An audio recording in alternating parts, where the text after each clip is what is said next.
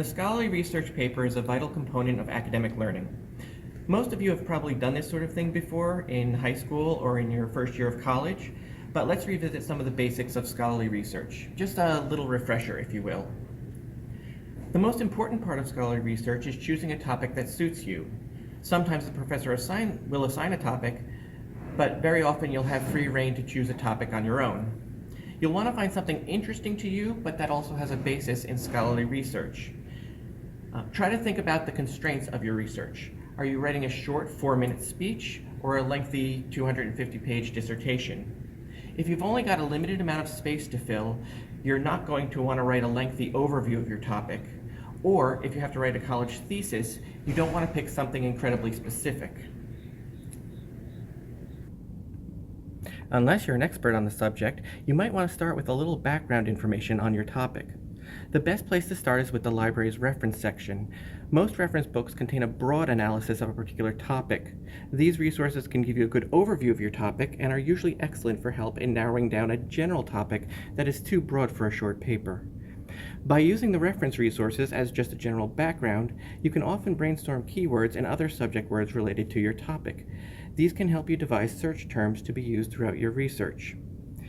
When you think of reference materials, most people think of very general resources such as Encyclopedia Britannica or Webster's Dictionary, but there are also subject-specific encyclopedias such as Gersemack's Animal Life Encyclopedia or West's Dictionary of Law.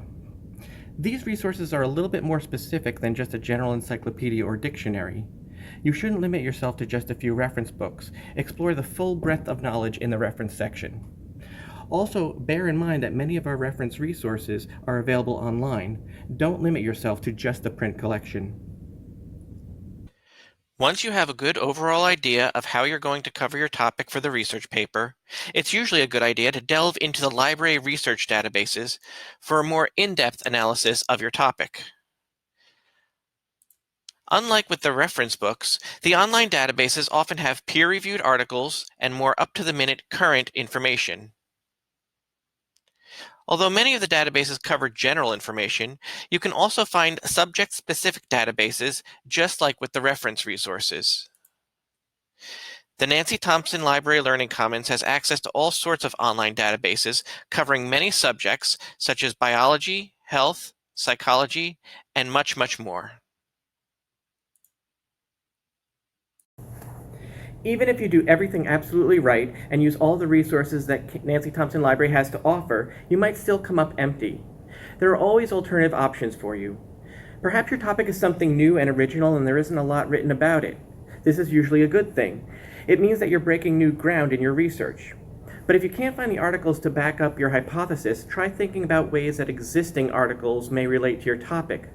For example, if you're having trouble finding articles on A, B, and C, try to think of some articles maybe on just A and B, and then maybe find a reference book on A and C, or a website on C and B. Sometimes even when you do find the perfect resource for your topic, you might want to expand your search to put your own spin on it. Be creative. You never know what you might find. Sometimes when you're researching your topic, you'll find a great book or article that the library does not have access to. In these cases, you might want to fill out an interlibrary loan form to see if Kane can get this resource from another library. Other resources, such as worldcat.org, can tell you if another library in your area has that particular book, article, or other resources. Don't give up just because you don't find the perfect book or article in here. We often have many ways to access these resources. Ask a librarian if you need help.